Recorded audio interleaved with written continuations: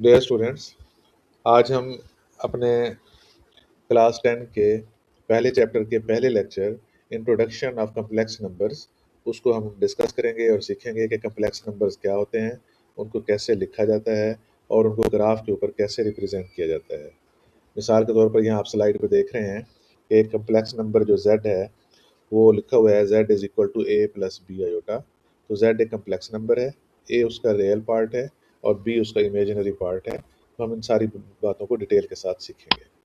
यहाँ पे आपको एक ग्राफ दिखाया गया है जिसके अंदर एक कम्प्लेक्स नंबर का ग्राफ ड्रॉ किया गया है और उसको ग्राफ को जो है विजुअली रिप्रेजेंट किया गया है। कम्प्लेक्स नंबर पर जाने से पहले हम देखते हैं कि मुख्तलिफ नंबर की टाइप्स कौन सी होती हैं। ये टाइप्स आपने पिछली क्लासेस में भी सीखी हुई हैं, हम जस्ट रिवीजन के लिए उनको यहाँ शो कर रहे हैं ताकि हम कम्प्लेक्स नंबर्स पर जा सकें और हमारा जो बैकग्राउंड नॉलेज है वो ज़्यादा स्ट्रांग हो और मजबूत हो। हमें पता है कि सबसे पहले सेट ऑफ नेचुरल नंबर्स होते हैं। नेचुरल नंबर्स को n से रिप्रेजेंट करते हैं, 1 से स्टार्ट होते हैं, एक एक का फ़र्क होता है और ये इनफाइनाइट नंबर्स का सेट होता है। इसी तरह से set of whole numbers w से रिप्रेजेंट होते हैं और ये 0 से शुरू होते हैं और ये बिल्कुल फिर आगे नेचुरल नंबर्स की तरह चलते जाते हैं। सेट ऑफ इंटीजर्स, इसको हम i से रिप्रेजेंट करते हैं और इसमें 0 भी शामिल होता है और पॉजिटिव नंबर्स भी होते हैं +1 +2 +3 +4 और नेगेटिव नंबर्स भी होते हैं -1 -2 -3 -4। लेकिन हम जगह बचाने के लिए प्लस माइनस इकट्ठा करके लिख देते हैं ताकि हम उन्हें एक दफ़ा लिख सकें। इसके बाद हमारे पास है set of rational numbers. Set of rational numbers को हम रिप्रेजेंट करते हैं क्यू के साथ। रैशनल नंबर्स में नंबर्स होते हैं पॉजिटिव भी नेगेटिव भी, जैसे 9 एक पॉजिटिव नंबर है तो ये रैशनल नंबर है, -7 एक नेगेटिव नंबर है, ये भी एक रैशनल नंबर है। और इसमें कॉमन फ्रैक्शंस होती हैं, जैसे 2/3 ये कॉमन फ्रैक्शन है और डेसिमल फ्रैक्शंस भी होती हैं, जैसे 4/6 4.6 ये एक डेसिमल फ्रैक्शन है। इसी तरह से 16 का स्क्वायर रूट, जो कंप्लीट स्क्वायर्स होते हैं जिनके स्क्वायर रूट निकल आते हैं, जो एक नंबर होते हैं, तो वो भी दरअसल रैशनल नंबर्स होते हैं। तो जो सारे नंबर्स यहाँ पे लिखे गए हैं ये सेट ऑफ रैशनल नंबर्स के मेंबर हैं। तो इस तरह से मिलते जुलते जितने भी नंबर होंगे they can be added as the set of rational numbers. Set of irrational numbers हम देखते हैं कि वो क्या होते हैं। इर्रेशनल नंबर्स में सबसे पहले तो हमारे पास जो है ऐसे नंबर जिनके स्क्वायर रूट जो है एक खास डेफिनेट नंबर नहीं होते, लेकिन डेसिमल पार्ट में लिखे जाते हैं, तो वो इर्रेशनल नंबर्स होते हैं। जैसे 2 का स्क्वायर रूट, 3 का स्क्वायर रूट, 4 का स्क्वायर रूट जो है वो रैशनल नंबर होगा क्योंकि वो 2 आता है। इसी तरह से 5 और 7 का स्क्वायर रूट भी इर्रेशनल नंबर होगा। इस तरह से एक नंबर पाई है जो कि आमतौर पर 3.14, और ज़ाहिर है ये एक इर्रेशनल नंबर है तो इसकी लिमिट कोई नहीं होती, तो ये भी एक इर्रेशनल नंबर होता है। इसी तरह से एक नंबर ई है, ये भी जो है एक इर्रेशनल नंबर है। और उसके बाद आखिर में हम डिस्कस करते हैं कि सेट ऑफ रियल नंबर्स। ये रियल नंबर जो होते हैं ये यूनियन होता है set of rational numbers Q और set of irrational number Q dash. इनको इकट्ठा करके अगर एक बड़ा सेट बना लें तो उसको हम कहते हैं सेट ऑफ रियल नंबर्स। हमारा गोल चूँकि ये सीखना है कि कम्प्लेक्स नंबर्स क्या होते हैं, तो वहाँ तक जाने के लिए हम कुछ इब्तदाई स्टेप्स ले रहे हैं ताकि हम वो कॉन्सेप्ट अपना क्लियर कर सकें। तो अभी हम सीखते हैं कि पॉजिटिव नंबर्स के स्क्वायर रूट कैसे लेते हैं, फिर हम नेगेटिव नंबर्स के स्क्वायर रूट जो है उनको भी सीखेंगे। फॉर एग्जांपल 1 जो है इसका अगर हम स्क्वायर रूट लें तो आंसर 1 होगा। ये आपने क्लास 7 और 8 में बड़ा अच्छी तरह सीखा हुआ है। इसी तरह से अगर 9 का स्क्वायर रूट लें 3 होगा, 16 का स्क्वायर रूट 4 होगा और 25 का 5 होगा। लेकिन अगर ये नंबर नेगेटिव हो जाएँ, फॉर एग्जांपल -1 का स्क्वायर रूट जो है ये आयोटा कहलाता है, आयोटा। इसी तरह से अगर हमारे पास -9 है और उसका हमने स्क्वायर रूट लेना है तो हम इसके 2 फैक्टर्स कर सकते हैं, एक -1 और एक 9। तो -1 का स्क्वायर रूट जो है जिस तरह अभी हमने कहा था ऊपर आयोटा होता है और 9 का स्क्वायर रूट जो है वो 3 होगा, तो इसको हम इकट्ठा लिख सकते हैं 3 आयोटा। और इसी तरह से अगर हमारे पास -16 है तो उसका जो स्क्वायर रूट होगा वो 4 आयोटा होगा और -25 का स्क्वायर रूट जो है वो 5 आयोटा होगा। अच्छा, अब सवाल ये पैदा होता है कि पहले हम देखेंगे कि हम कार्टेशियन प्लेन्स में नंबर्स को कैसे रिप्रेजेंट करते हैं और फिर हम कम्प्लेक्स नंबर्स को जो है उसको देखेंगे कि हम उन्हें कम्प्लेक्स प्लेन में कैसे रिप्रेजेंट करते हैं। तो आप जानते हैं कि कार्टेशियन प्लेन में हमारे पास एक्स एक्सिस और नेगेटिव एक्स एक्सिस होते हैं और वाई एक्सिस और नेगेटिव वाई एक्सिस होते हैं। इस तरह से हमारे पास जो है वो 4 प्लेन बन जाते हैं, first quadrant, second quadrant, third quadrant और फोर्थ क्वाड्रेंट।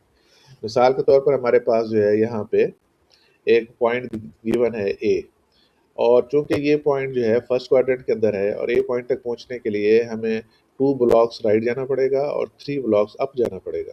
तो इसके कोऑर्डिनेट्स 2 एंड 3 हैं, क्योंकि पहला नंबर 2 जो है वो अलॉन्ग एक्स एक्सिस है, वो पहले नंबर लिखा जाता है, वाई एक्सिस वाला नंबर जो है बाद में लिखा जाता है। इसी तरह से अगर हम सेकंड क्वाड्रेंट के नंबर एक पॉइंट जो बी रिप्रेजेंट कर रहा है यहाँ पे जाना चाहें तो हमें -2 लेफ्ट पे जाना पड़ेगा और 3 ऊपर जाना पड़ेगा। तो इसके कोऑर्डिनेट्स हमारे पास होंगे -2 एंड 3।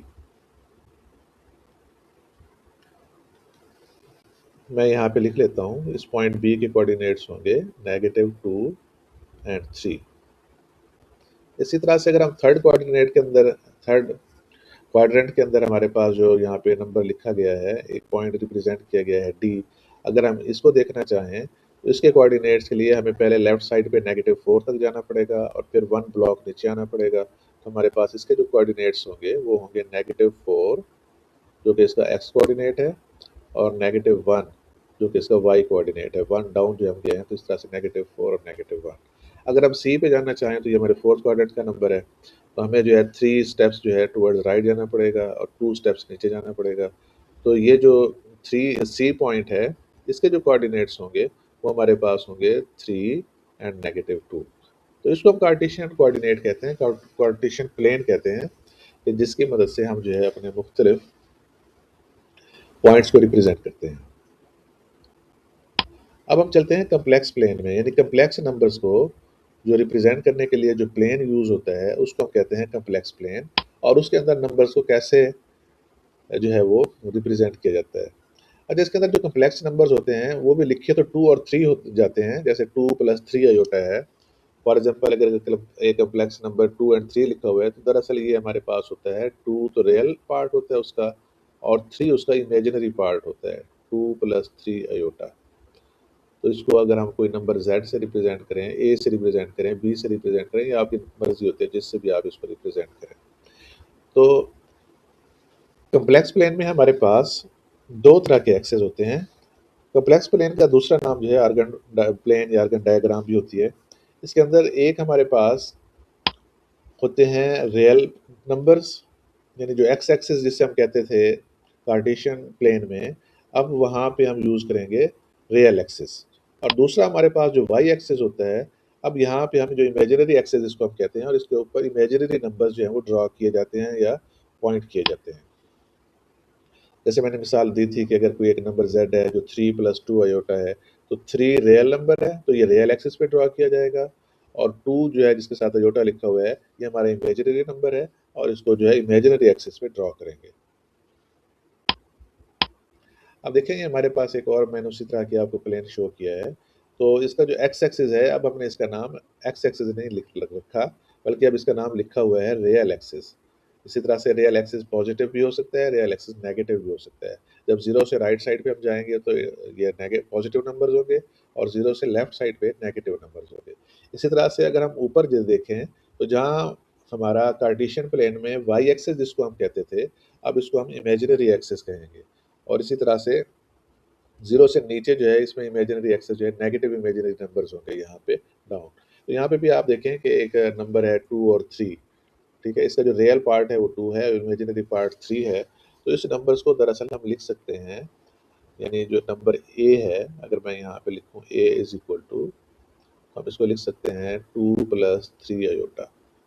अगर आपने 2 + 3 अयोटा को कॉम्प्लेक्स प्लेन में रिप्रेजेंट करना है तो उसी तरह जो हमारा कार्टेशियन प्लेन था उसी की तरह आप इधर 2 जाएंगे और फिर जो है 3 अप जाएंगे, 2 towards right and 3 towards up, यानी 2 रियल एक्सिस पर और 3 जो है वो इमेजिनरी एक्सिस पर। इसी तरह से अगर हमारा जो नंबर बी है जो कि सेकंड क्वाड्रेंट के अंदर है, तो इस नंबर बी को हम लिख सकते हैं -2 और +3 अयोटा। इसी तरह से नंबर जो हमारे पास डी है इसको हम लिख सकते हैं -4 और -1 अयोटा या जस्ट अयोटा। और इस तरह से जो हमारा सी नंबर है इसको हम लिख सकते हैं 3 और -2 अयोटा।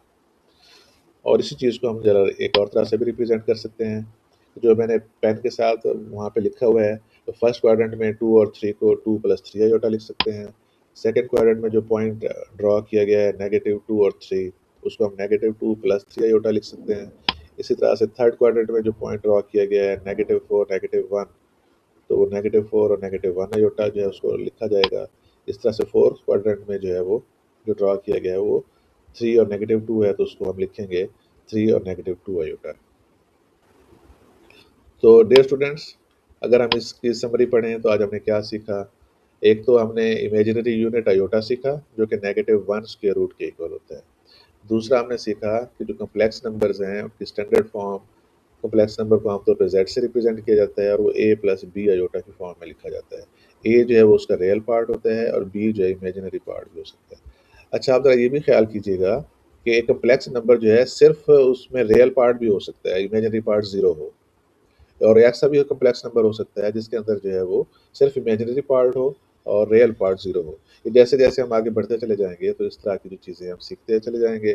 और किसी नंबर का जो कॉन्जुगेट होता है, उसमें ये होता है कि रियल और इमेजिनरी पार्ट के अंदर जो दरमियान में जो साइन होता है, जैसे आप ऊपर देखें z is equal to a plus b iota है, तो कॉन्जुगेट में a minus b iota sign change हो जाता है। अगर वहाँ a माइनस b आयोटा होता, तो फिर हम उसको a प्लस b आयोटा लिखते हैं। Dear students, thank you very much for joining today's lesson. इंशाल्लाह हम इस पूरे चैप्टर को कंटिन्यू करेंगे, इसकी मुख्तलिफ प्रैक्टिसेस करेंगे और सीखेंगे कि कॉम्प्लेक्स नंबर से कैसे डील करते हैं। बहुत शुक्रिया, अल्लाह हाफ़िज़।